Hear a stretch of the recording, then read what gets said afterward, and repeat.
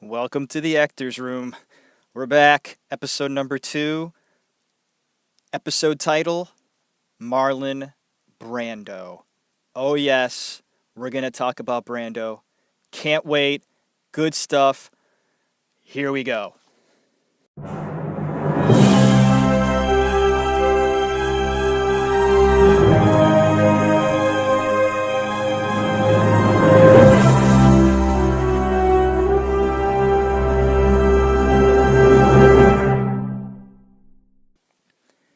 My name is Jeff Tarowski, and welcome back once again to another episode of the Actors Room. And today we talk about Marlon Brando. Born April 3rd, 1924, parents Marlon Brando Sr., that makes Marlon a junior, and his mother's name was Dorothy Pennebaker, nicknamed Dodie. We're going to talk a little bit about Marlon Sr. first.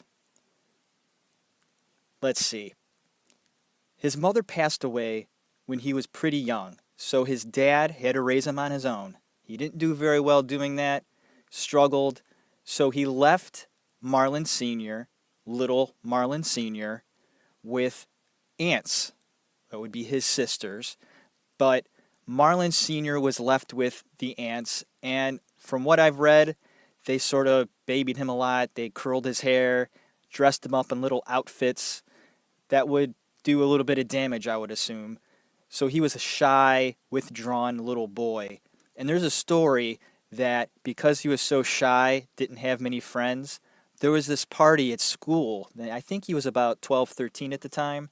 And there's this party at school that he really wanted to go to, wasn't invited. Most of the class was invited, but Senior wasn't. So what did he do? He got all dressed up, bought a gift, went to the party anyway. Knocked on the door. Well, the host opens the door and casually says, "What are you doing here?" And without flinching, Marlon Sr. said, "You're a silly fool. Here's your gift. Goodbye." So that's a story that Jocelyn told, and Jocelyn is Marlon Jr.'s sister, his older sister. And you know what? From now on, we're going to call Marlon Brando Bud, and this will put a distinction between him and his father. So from now on, whenever you hear me say Bud, that means Marlon Jr. And this is a nickname that he had through his entire lifetime. His grandmother, Bessie, gave him this nickname, and he didn't mind it. He actually liked being called Bud. So from now on, it's going to be Bud. So Marlon Sr. touched on him a little bit. So there's a lot of vengeance in his mind, I think. And that story is a pretty good example of just how he had a bit of a complex.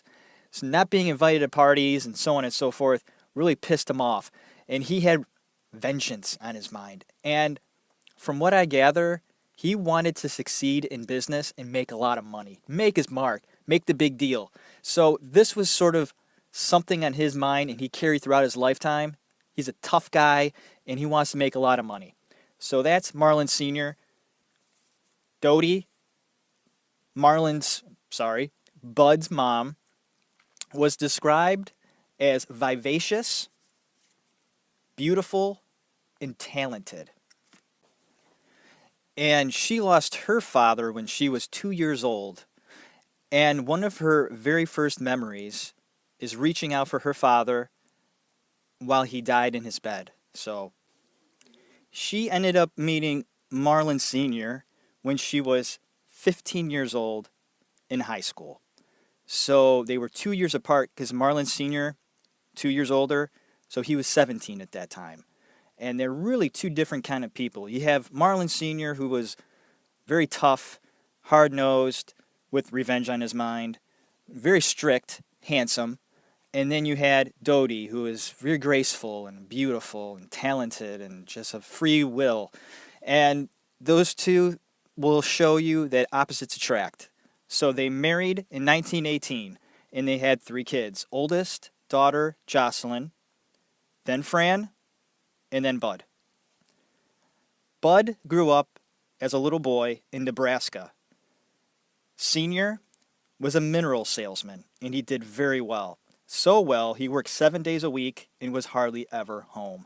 Did a lot of business trips, and being away, Dodie started to drink. And this became a huge problem in the family. If you know anything about Bud, he grew up in a household with two parents that were alcoholics. Now, it's hard enough when you have one alcoholic parent, but when you have two, it creates a lot of problems. So, Bud would mimic animals when he was a child to gain his mother's attention, and he became very good at imitating. Like they live on a farm at one point, so he would do his best to imitate all the farm animals and so on, and she got a kick out of it, and her face would light up, and he would get a reaction. So that was a little insight on the very beginnings of how Marlon Brando would use his talent in that way to gain attention. Marlon Sr. was cheating on his wife when he would go on these little business trips, and this was well known in the family. So it made Dodie drink even more. And it would reach a point where she wouldn't come home. So Bud and his sisters would have to go out, find her in the morning. Uh, it could be at a bar, it could be at somebody's house. I don't even know how that works. Like, if she passed out in a bar that night, would like the bar owner let her stay in some room or something? I mean, I'm not really sure how that all worked out, but I guess that's what they did. So they would have to go looking for her, which is very embarrassing. So you can only imagine what Bud went through. Bud and his sisters went through when he was a child. And it was also said that because she wouldn't come home, she would keep all of like the peanut butter and things that the kids would eat on the lower shelves so that they wouldn't have to wait on someone so they can eat. Very sad. Um, Although Dodie was drinking a lot, she still managed to go out and socialize. And this is something she really loved to do. She loved to join all sorts of clubs and rub elbows with a lot of people that she was interested in. And one of the things that she did was she joined the Omaha Playhouse. And there's a story that a very young Henry Fonda was also a part of this playhouse, and his father wanted him to get a normal job, go to college, and he didn't want to. He wanted to act. He loved it. So I think there was a point in the relationship with Fonda's father and himself that reached a boiling point. And Henry Fonda was depressed and he wasn't satisfying his father and felt that he had no direction. Well, the story is that Dodie went over there and had a really nice talk with Henry Fonda's father and convinced him that, listen, your son is talented. There is no doubt about it. You let him follow his heart, and I guarantee you, you won't be disappointed. So she was a driving force in getting Henry Fonda to follow his dream and to become one of the greatest actors of all time. So I think that's a pretty interesting story right there, that Bud's mom was a big factor in the Fonda family legacy. So, little tidbit there. And Marlon Sr. would actually help out in productions, like picking up a hammer and building sets, things like that. And it was also noted that he was a stage manager in one of the performances. I can only imagine. I can't imagine actually him. He was kind of hard to get along with. So I guess that he would be stern enough to, give direction and tell people what to do. I think he was pretty good at doing that. So I guess from that aspect, I'm sure he did a fine job, but I'm sure there are stories about that. Oh gosh. So at this time, you have Dodie doing plays, drinking, socializing, spending a lot of time away from home. And then you have Senior being this big salesman, wanting to stretch his territory, being away on business all the time. So you had the kids being on their own a lot. From what I understand, there was a housekeeper named Ermy. Now, Ermy is actually noted in Marlon Brando's own autobiography. Now, he opens up his book talking about this housekeeper, this Ermy, and he loved her. And from what I get, this was like his first love. And I mean, even in his book, he talks about being like, I think he was around 4 or 5 years old. And this housekeeper was probably, I want to say, 17 years old. And he talks about getting up in the middle of the night, slipping out of bed, and going into her bed naked and laying next to her. And it's really weird. Like, he talks about how the moonlight was coming in out of the window was hitting, it was hitting her body, and it was beautiful, and it was the most gratifying sexual experience you ever had. And I'm like, this is from Brando himself. You read his autobiography, and you will see what he's talking about. This Ermy guy, I couldn't imagine some little kid crawling into bed with a teenager. And he says, like, he climbed on top of her, and I, I mean, that's just weird stuff. And he talks about it freely in his book. So just getting a little bit of insight on his childhood was so unorthodox. It wasn't your average run-of-the-mill family, something completely different from what I grew up with. And maybe that's why I'm so fascinated with Brando, is because his whole life is something that I just don't understand. And I find it fascinating because it's way different from what I grew up with. Bud was getting in trouble at school. Teachers say he walked into class with a scowl, and oftentimes he walked in with dirty clothes and looked like he'd been in a fight, which was very common. In the schoolyard, he would defend his honor, he said, and also other little kids that got picked on. And one of those little kids was Wally Cox. Now, I don't know if you know who Wally Cox is, but he was a pretty big TV star. And he met Marlon Brando when he was a kid there in Illinois. And they stayed friends for their entire lifetimes, Wally Cox's lifetime, anyway. And Brando says that Wally Cox, if he were a woman, I would have married him. So that's saying something right there. He thought a lot about Wally. They would talk about all sorts of stuff. Anything and everything under the sun, they tried to find out the meaning of life together. Okay, so Senior eventually gets a promotion. So the family moves out to Illinois. Bud and his father would get into a lot of fights, mostly because of Bud's grades. They were very bad, and he wanted Bud to be a good student. How's my son going to be good in business if he can't get good grades? So this really bothered him. So Bud and Senior fought a lot, and Dodie and Senior fought a lot as well. In their drunken stupor, raised voices, neighbors complained, and it was very embarrassing for the children. A story is that Bud, one night, this little kid, got up, took all the empty beer bottles that his parents drank that night, went outside with them, and lined them up on the curb. This was a little act that a kid does to get attention. Hey, Dad. Hey, Mom. Really sick and tired of you and the way you act and the way you're drunk all the time, and just very embarrassing, and there you go. This a little insight on what Bud did to get attention from his parents.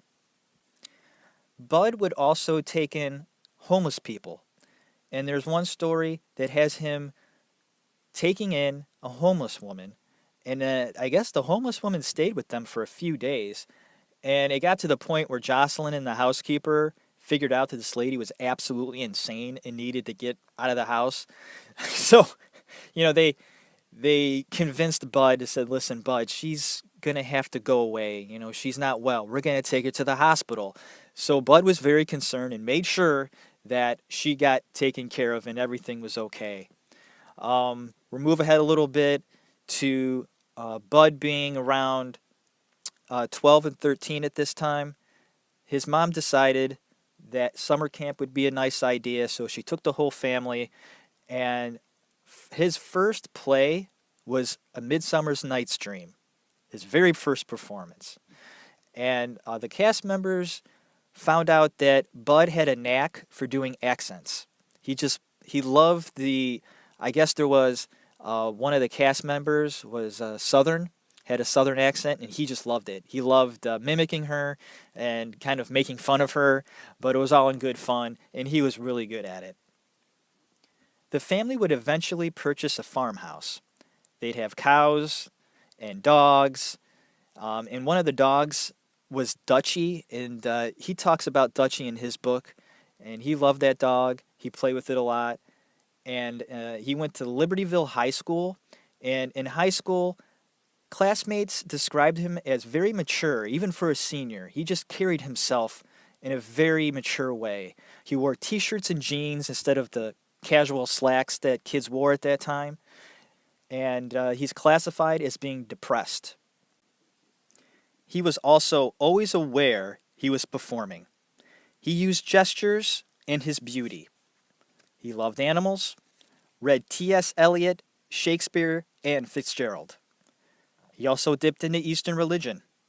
And in his sophomore year, he was vice president of Curtain Raisers. Now, Curtain Raisers was a drama club, and I found this out because I went to classmates.com. And if you don't know what classmates.com is, you're missing out. I love that site. And a big reason why I love that site is because they post yearbooks on there.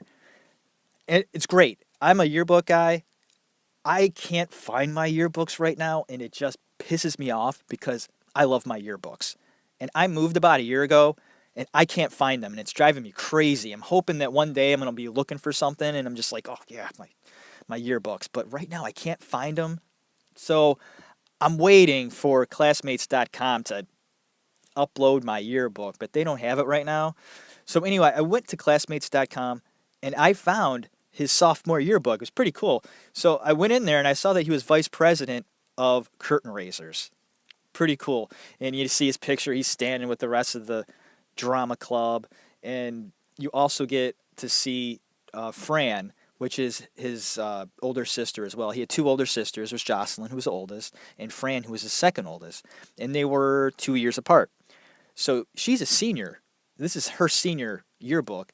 And she was actually a pretty good student. She and another student were the top two in a proficiency test that they took that year. And there's a picture of her, and they talk about how she did really well on the test. So, she wanted to impress her dad, I think. That was a big deal for her, was to get good grades, and she did. So she did very well. Bud would use method of observation. This means that he would stare a lot. And now, there are classmates that said that he made him feel a little uncomfortable. They'd be in their locker, putting books away, stuff like that. And he would be at a comfortable distance. It's not like he was, in their face staring at them. But, he would be a ways back and just sort of lean up against the wall and watch people. And that's what actors do. It's called people watching. It's kind of creepy, but it's not like we don't want to be creepy. It's just we enjoy watching human behavior. It's fascinating just to take someone in, see what they do, see their little discrepancies. And Brando used that. Bud was probably one of the best at it. He had a way of just dissecting people because he watched them. He watched people move. He saw what their weaknesses were. So this observation thing went a long way with Marlon Brando, and a long way in making him one of the best of all time. He enjoyed lifting weights, and he enjoyed playing the drums. He formed two bands when he was a kid. One of them was called Bud and the Kegliners. I guess they actually did have one gig, and that was it. After the one gig, they disbanded. Bud showed signs of understanding dialogue, had natural excess energy, which he used for sex. I guess he lost his virginity at the age of 14 to the maid. He exuded great self-confidence. He was kicked out of Libertyville High School in his senior year.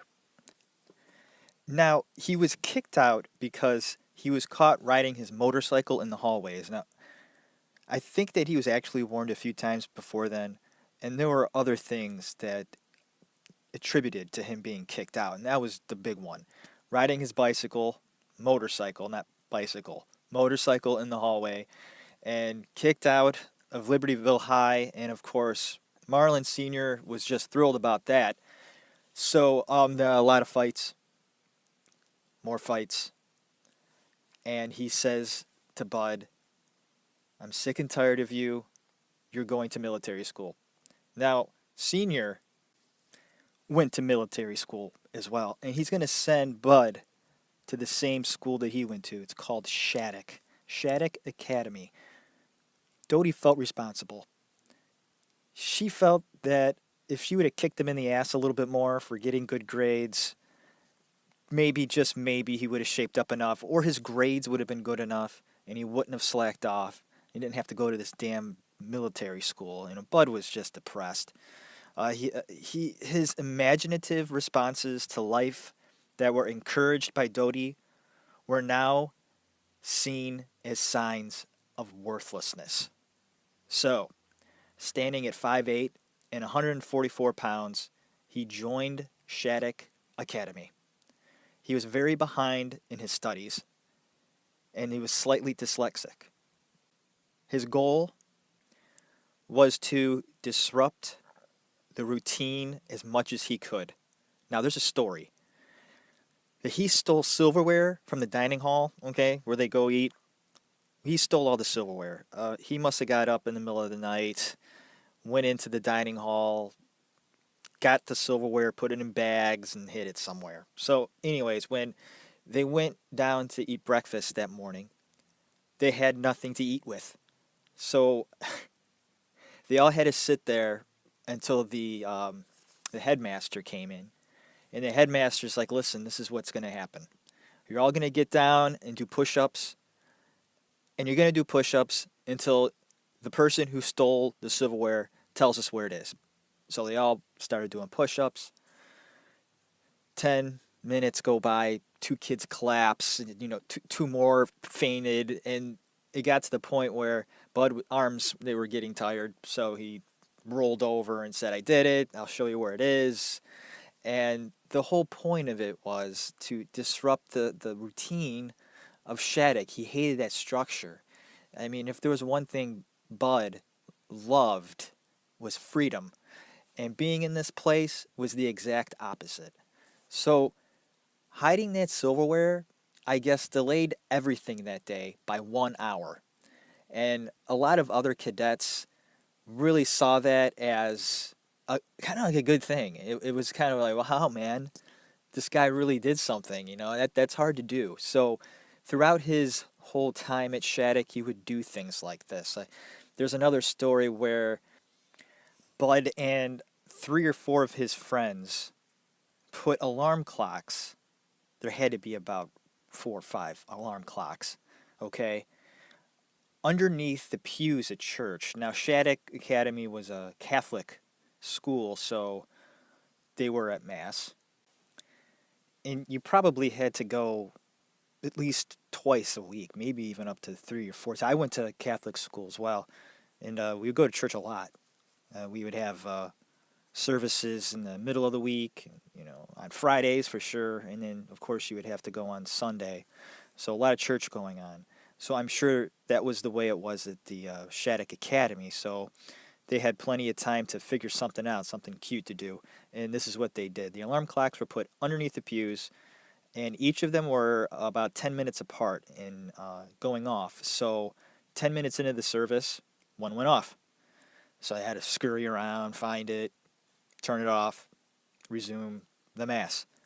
10 minutes later, another one goes off. So they had to find that one, turn that one off. So after this happened for the 3rd time, they said, okay, that's it. Obviously, they're just going to keep going off. God only knows how many of these things are underneath. What are we going to do?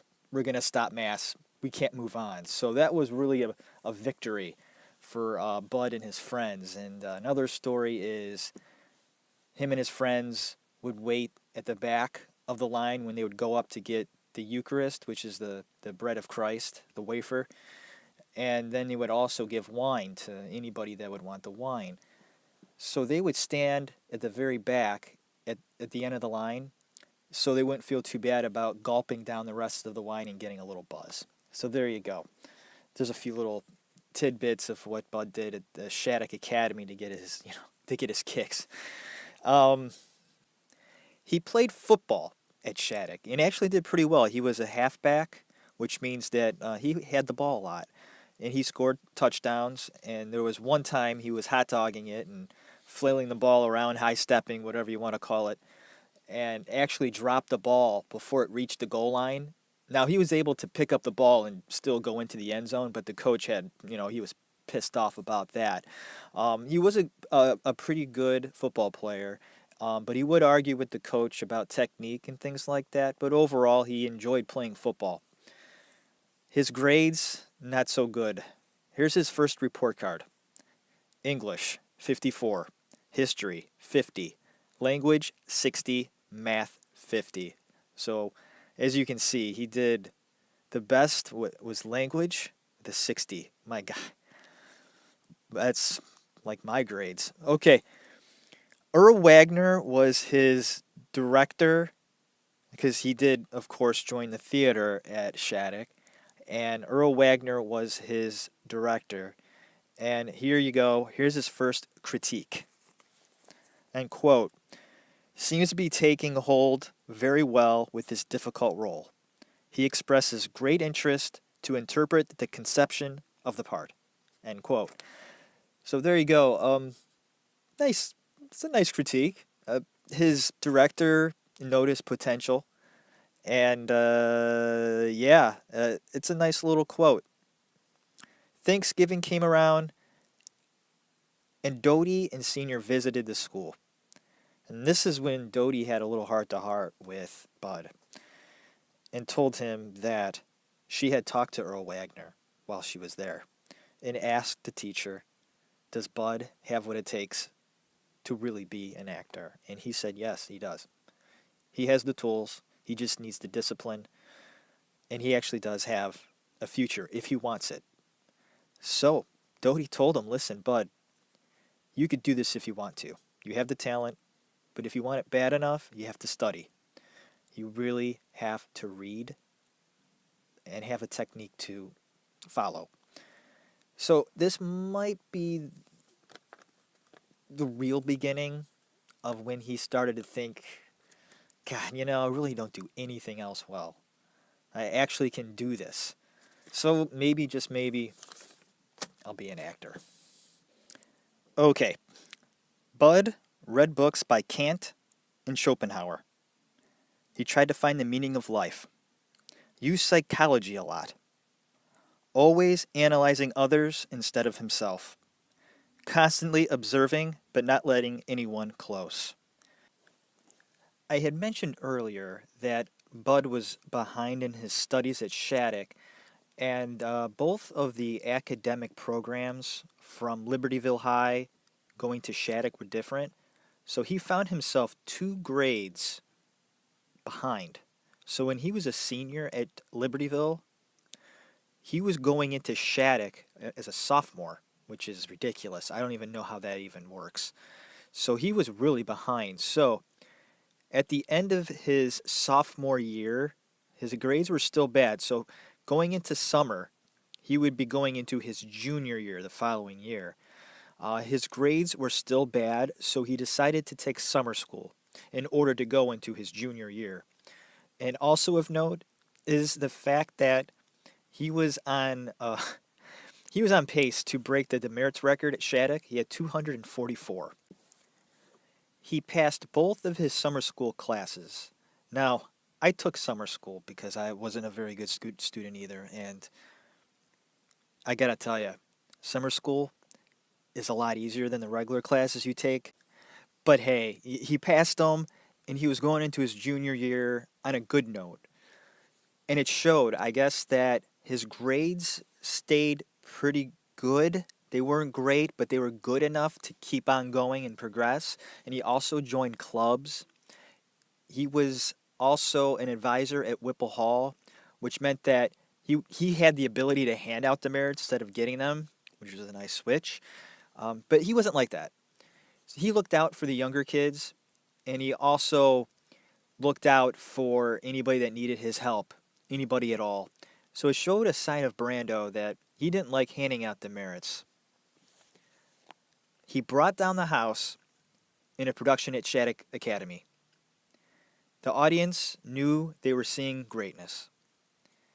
And because of this, you're going to see Marlon Brando, or Bud, become a little more cocky. He is gaining more confidence with every performance that he is in, because I think it's sort of opening up his eyes that he's special in that way. Not only does he carry himself well, not only is he confident enough to pull off pranks and do that sort of thing, but he is also getting a little something extra from this acting thing. Something that he's really good at. People are praising him, which is something that Bud never had in his life. Aside from his good looks, he didn't offer anything else. Acting was doing that for him. People praised him endlessly on his performances. So you're going to see Marlon Brando become even more confident in other ways in his life because of acting. And one of the reasons why he will continue on with acting is because it is something good that he can do. Even though Bud was succeeding in the theater, it was decided that he would be kicked out of Shattuck Academy. Now, there was a big meeting. All the heads of the school got together and decided that it was in the best interest of the school mostly. I've done research on this, and from what I understand, this was a decision made for the betterment of the school and definitely not for Bud. And Marlon Sr. was very upset by this. He felt that he was kept out of the loop about his son's progression. Um, I didn't think that Senior knew the full extent of Bud. Sorry, I keep wanting to call him Bud. Marlon Sr. didn't know exactly the extent of Bud's getting into trouble at the school. I think the school wanted to keep that under wraps as much as possible, but it got to the point where they just couldn't take it anymore. They couldn't take Bud's shenanigans, so to speak. And there was an inspection coming up during the end of the year, and they didn't trust Bud to toe the line, and they really wanted to do well in this inspection, and they felt it was in the best interest of the school to expel Marlon Brando Jr. So that's what happened. And one of the stories I'm going to end with Shattuck, because there's so many stories at Shattuck, was him stealing the bell clapper. I guess he got up and carried this clapper. It was heavy. I think it was probably around 80 pounds. It was not light. And he carried it all the way down. The bell, the bell clapper, he carried all the way down from the tower and buried it.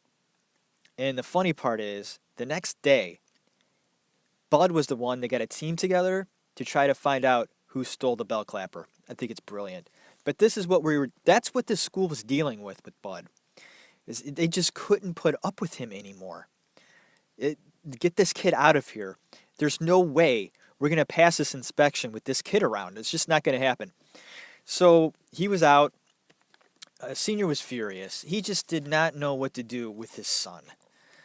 He got kicked out of 2 high schools. I mean, think about that. If I got kicked out of 2 high schools, my dad would have kicked my ass. I mean, there is no doubt about it. But the thing is, the way I was raised, I never would have been kicked out. I just would never have allowed myself or done anything bad enough to get myself kicked out of school. But Bud he was kicked out of school. So Senior said, get a job. And that's what he did. Bud got a summer job laying tile and digging ditches. It was decided that he would attend the dramatic workshop because Doty finally wore Senior down, just the way I wore my dad down a little bit. Like, I want to go to New York City. I can't wait anymore. I got to go. So that's what Doty did with Marlon Sr. She said, Jocelyn, who was Bud's older sister, went to the American Academy of Dramatic Arts, the school I went to. And back then it was really good school. Really good. Like all the world popular actors went through there. Well, a lot of them did anyway. So she, graduated from there and was doing stage work. And she was making a name for herself. So Doty said, listen, if Jocelyn can do it, so can Bud. He's got a lot of talent. Just let him go. So Senior caved in, said, fine, send him there. Why not? What else is he going to do? I guess he's good at acting. Give it a shot. So Bud decided that that's a great idea too. but I want to go to the dramatic workshop instead of the academy.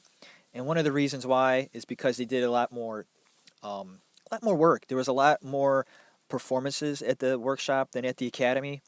Um, the parents thought that that would be a good idea, so they agreed. So Bud went to the dramatic workshop. From what I gather, the parents sponsored him, which meant that he really didn't have to work while he went to school. New York was freedom, an outlet for exploration.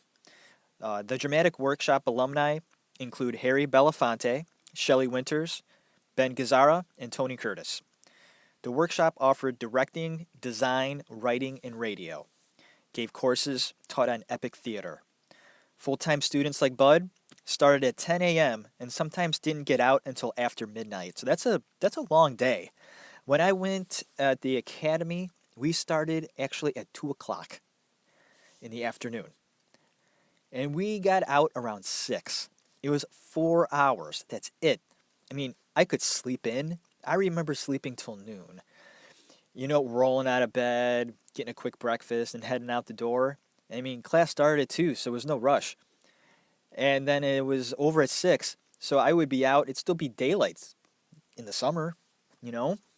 So, not like this. I mean, Bud was working hard, 10 a.m. till sometimes after midnight. That's a long day. He was taking instructions in acting movement, makeup, dance, and voice and speech. Lectures were taught on art history, literature, and psychology. It was noted that Bud had little ambition at first. I think he sort of just like his roles, it was said that he would take his time, get a feel for things. He would never just jump right in. He felt he had to feel things out. So he gave the impression that he had little ambition. He struggled until 4 months into the school. He was performing in a play called Hanil's Way to Heaven. And in this production, people started to take notice. Here's a quote. He gave me chills. It was so good, so quiet, like the dawn of something great. It was like suddenly you woke up and your idiot child is playing Mozart. End quote. He was different on stage. It embarrassed him that he was exposing something. Stella Adler, his acting teacher, was the strongest influence on his life and career. She adopted him. Now, Bud dated her daughter Ellen. He was at their house constantly. It was a Jewish atmosphere, so there was instant education and sophistication in culture, something, especially the sophistication, that Bud lacked. Big misconception right here, and I really want to clarify this point. Bud being associated with the actor studio is one of the biggest jokes I've ever heard. Okay? The actor studio, which I love the actor studio interviews with Lipton, I think they're great. But they showcase Brando like he went there and that's it. But that is not the case. Bud would always correct anyone that brought this up. He would say, no, I went to school with Stella. Stella Adler taught him how to read. It taught him to look at art and listen to music. She really she put a lot of love into Bud. She showed him things that, well, not only, okay, you got to take this into consideration. When you go to a conservatory, like an acting school or a music school, where the classes are more condensed, you're in a classroom with about 15 to 20 people. So you really yearn and you come to want your teacher's respect. Getting attention from your teacher means the world to you. And Stella Adler was that teacher for Bud. She saw his greatness and she's, oh my gosh, this is my pet project. This is going to be wonderful. She took him under her wing and he ate it up. He's like, fine, take me in, teach me. And Bud was a sponge. She encouraged him to use complex personality. She gave him permission to go there. She said, Bud, it's okay. It's okay to go there. Use your talent. Go that extra mile. You are capable of it. And what she expressed was don't act. She concentrated on improv, and Bud excelled.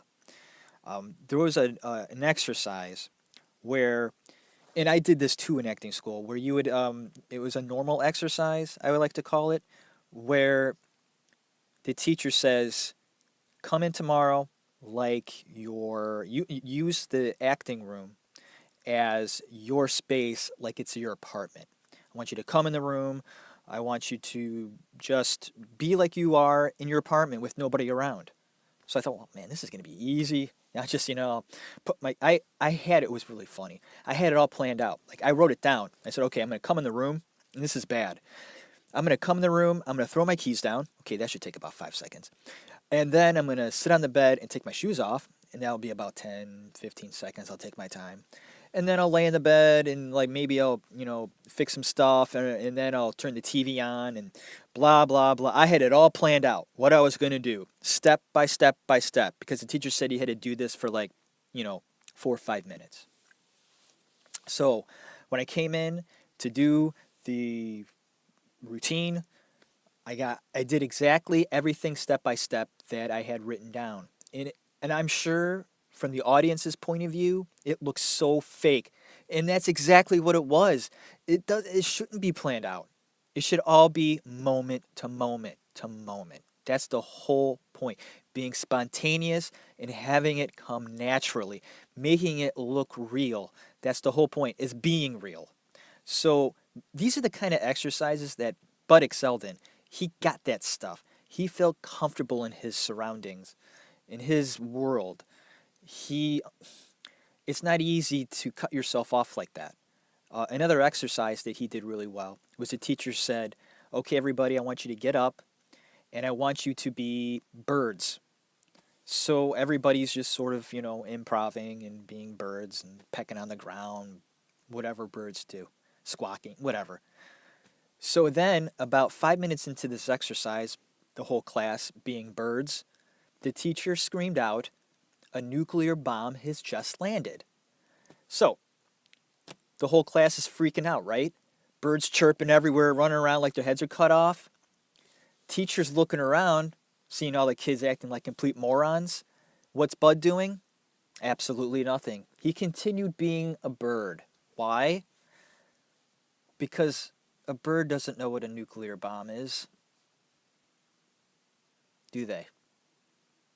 I thought that's it. And the teacher didn't have to tell him that. He just figured that out on his own. If there was one thing that he understood, it was simple, easy. Understanding dialogue, like a regular actor, it may take a regular actor to figure out a page of dialogue and its meaning. It could take him about an hour. For Bud, it could take a few minutes. They're going over like, okay, why is this guy doing this? Why is my character doing that? And for Bud, sometimes it's just so simple. It's like, well, he was just hungry. And just like, what? It can't be that simple. No. But most of the time, it is.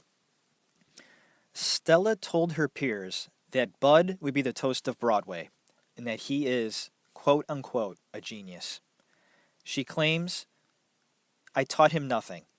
I opened up possibilities of thinking, feeling, experiencing. As I opened the doors, he walked on through. He is the most keenly aware human being alive. He's aware and he knows. He just knows. If you have a scar physically or mentally, he goes to it. He doesn't want to, but he can't be cheated or fooled.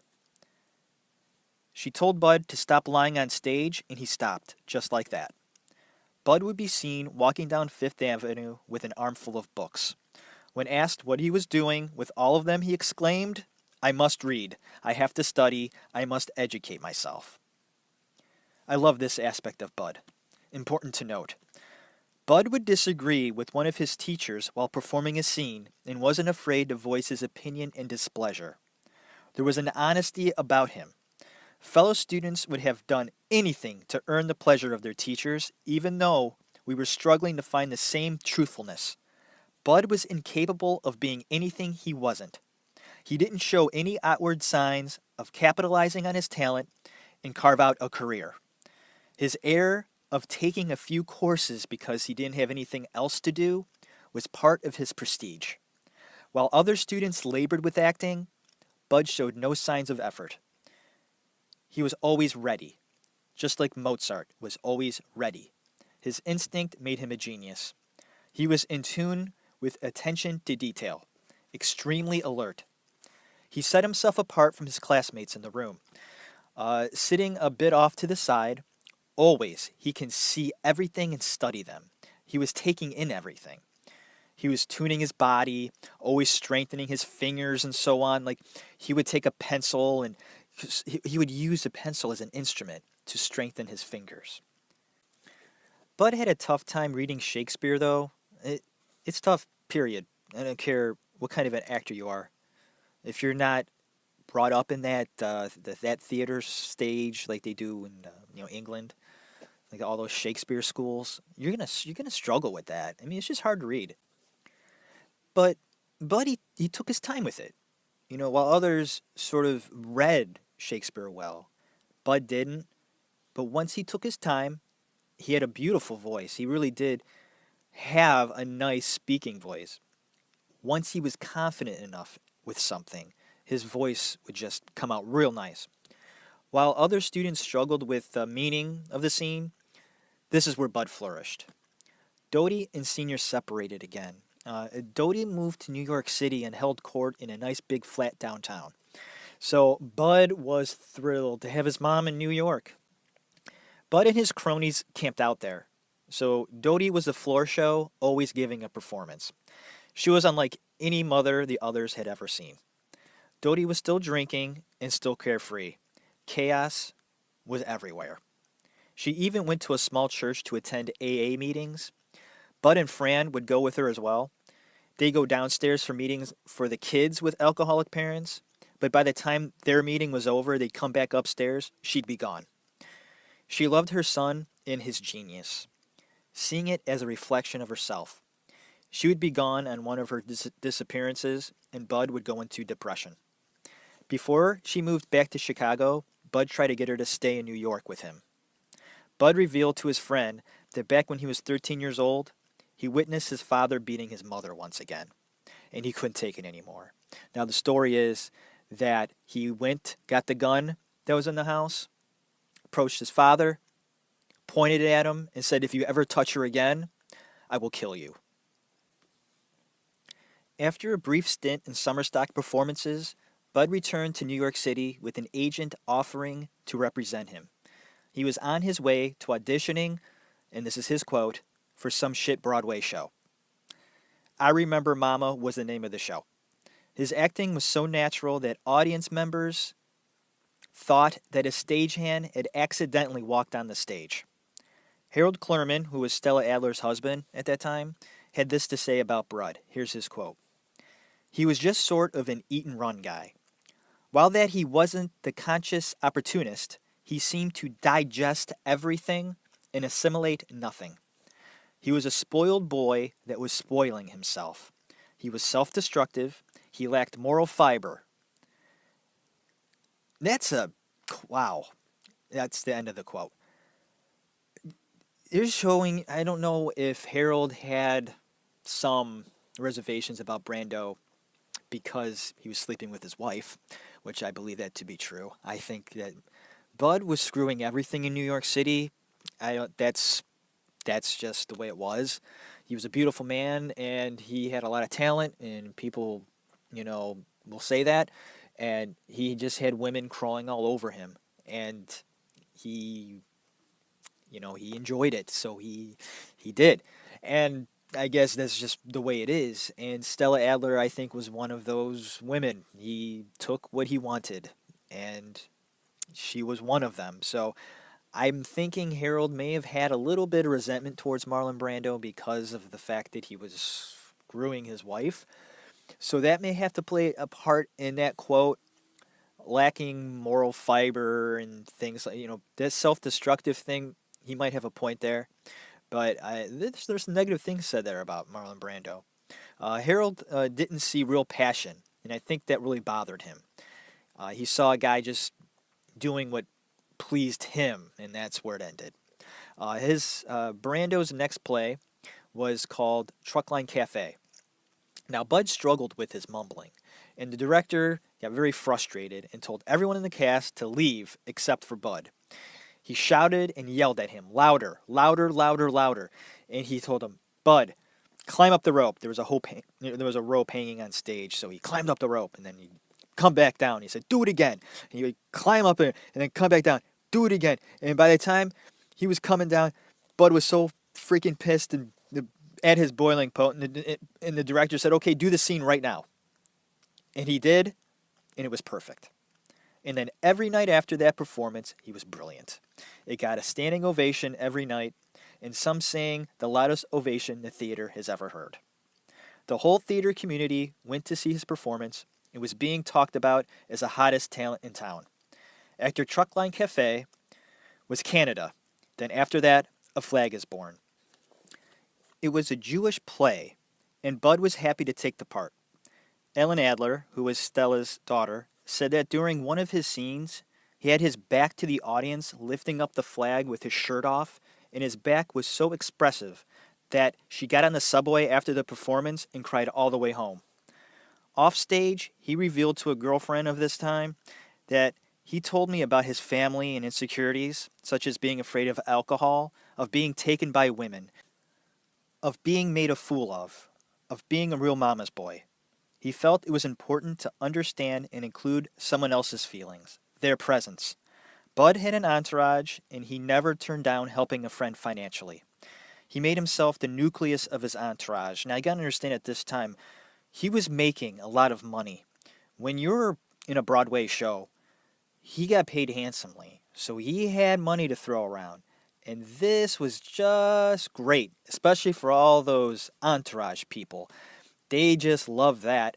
Bud had no problem paying for meals, for people's rent, for abortions, things like that. And he really got people to depend on him, and he loved it. He was the giver, the untouchable, mysterious, and all-important center. Here's a quote from Brando about making friends. Here's the quote. I go about it very gently. I circle around and around. I circle. Then gradually I come nearer. Then I reach out and touch them. So gently. Then I draw back. Wait a while. Make them wonder. At just the right moment, I move in again. I touch them. Circle. They don't know what's happening. Before they realize it, they're all entangled, involved. I have them. And suddenly, sometimes I'm all they have. A lot of them, you see, are people who don't fit anywhere. They are not accepted. They've been hurt, crippled in one way or another. But I want to help them, and they can focus on me. I'm the Duke, sort of the Duke of my domain. End quote. Bud acted like he was in touch with something beyond the senses, as if he held the keys to life's secrets. Bud's sex life was astounding. All sorts of women. They all shared the same superficial personality. All of his seductions were gentle. He had a soft touch, and he made the girl feel like she was the only person on the planet. But he had the inability to accept love or trust women. He had a tendency to destroy the things he loved, to turn on those people who cared about him. Bud was not the first choice to play Stanley Kowalski in A Streetcar Named Desire. John Garfield was the first choice. Jessica Tandy was slated to take on the character of Blanche. Elia Kazan, who directed A Streetcar Named Desire, was an actor himself, years ago, and understood how to tame them. Bud at first struggled with this role. He would spend sleepless nights just pacing the stage. He eventually brought a cot into the theater. He needed reassurance and nurturing. He got comfortable with many members of the cast, and you can actually hear him laughing. He was having a good time in the theater. Bud had always had a hearty appetite, and one day he gave himself an acting exercise. I liked this one. The whole cast was eating their meal, and Bud ordered one of his favorite things, a burger and fries. So he sat there, put in front of him, and stared at it, not eating. He was denying himself food to see where his juices would take him. Bud was playing the character's subtext. So he sat there, and he just, salivated at the fact that there was this juicy burger sitting in front of him, and all the other castmates are eating their meals because they're starving, and he sat there and his stomach growled, and he took it in, and he used that. He remembered what it was like to just be so hungry and to just want that hamburger so bad, and he used it in his acting. Pure method acting. That's what Brando did. Stanley Kowalski was the name of the character he played in A Streetcar Named Desire, and eventually he became Stanley. Bud was so good that the meaning of the play had been altered. Bud's performance had shifted the play's balance. Bud was the star of the show. Now, I've seen A Streetcar Named Desire, probably about 10 times. The one that Brando did, of course, on screen. But I had never seen it on stage until recently. I went and saw a college production of A Streetcar Named Desire just at the beginning of the summer with my wife. It was a date night, and she's like, A Streetcar Named Desire is playing at Cleveland State. I said, no, shit. I would love to see that. Yeah, let's go. Let's do it. So I've always been interested to see a college production would be great. And I got to see how Stanley was played by somebody else and how they did it. And just the play itself, and you could see the way that it should have been written. Tennessee Williams wanted Blanche to be the star of that show, and she should be. That is her play. And I saw it as clear as day that night, that Blanche was a central character. I mean, her dialogue, my gosh, 80% of that play is all Blanche. I couldn't imagine learning all those lines. That had to be difficult. So it goes to show you just how good Brando was, because he was so amazing in that role that people just wanted to see him. And he shifted the whole aspect, the whole meaning of that play. He was that good. He was overriding Blanche. He was becoming the star of the show, and it shouldn't be that way.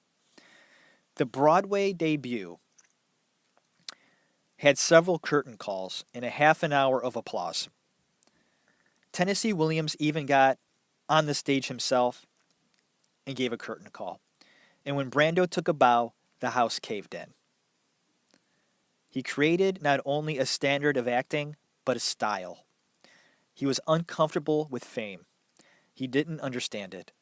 He was so into himself that it wasn't until about 2 months into Streetcar's run that it finally dawned on him what was actually going on. He woke up one morning and realized that he was sitting on a pile of candy.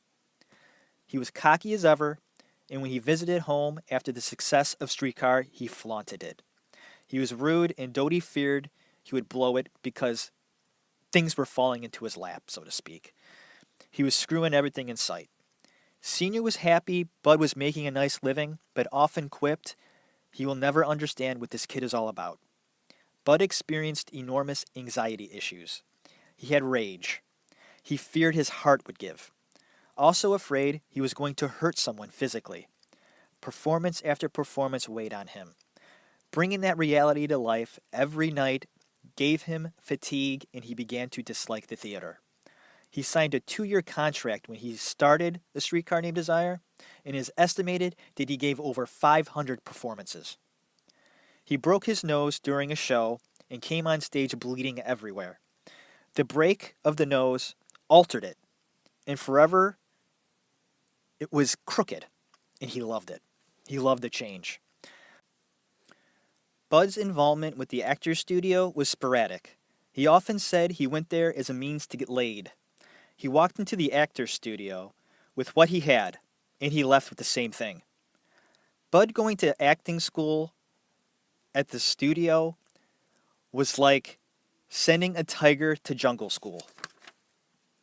Screen tested for Rebel Without a Cause, and James Dean would eventually go on to immortalize that role.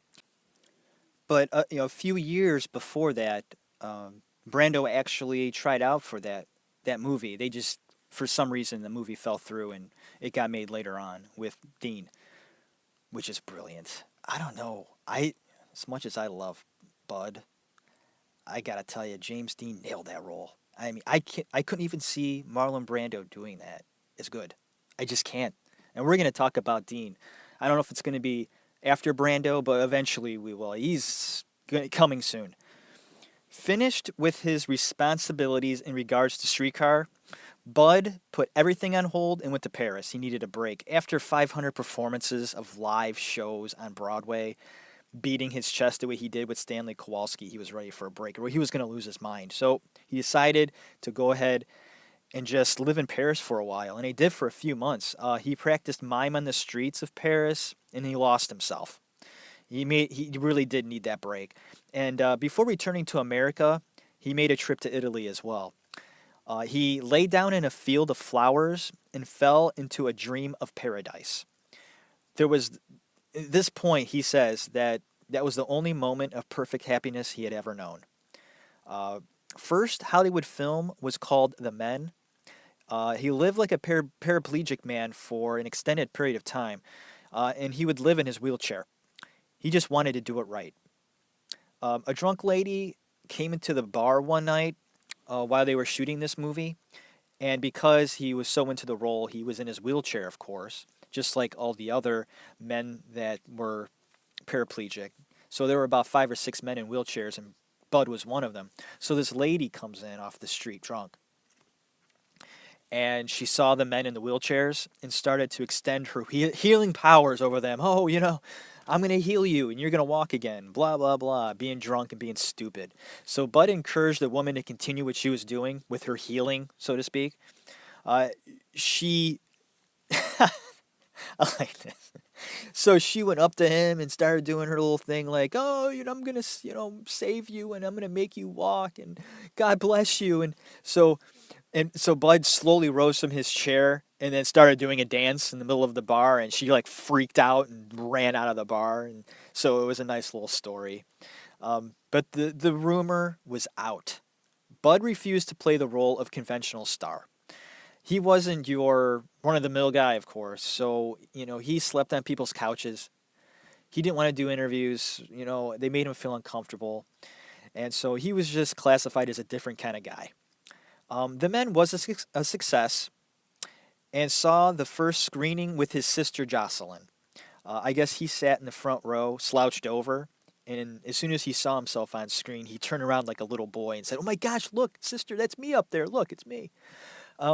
Bud bought his parents a home with his earnings. He would also send portions of his wages to Senior. He wanted Senior to invest his money. I think he just felt good giving his dad money. I don't think he gave a rat's ass what he did with it, to be quite honest with you, because Bud was pretty much rolling in the money right now. But he gave a portion of his salary to Senior to say, hey, old man, here's some money. Do something with it if you want. Sort of like, I'm just throwing money at you. Kind of made him feel pretty good. Doty eventually quit drinking, and Streetcar Named Desire, the film, was his second film.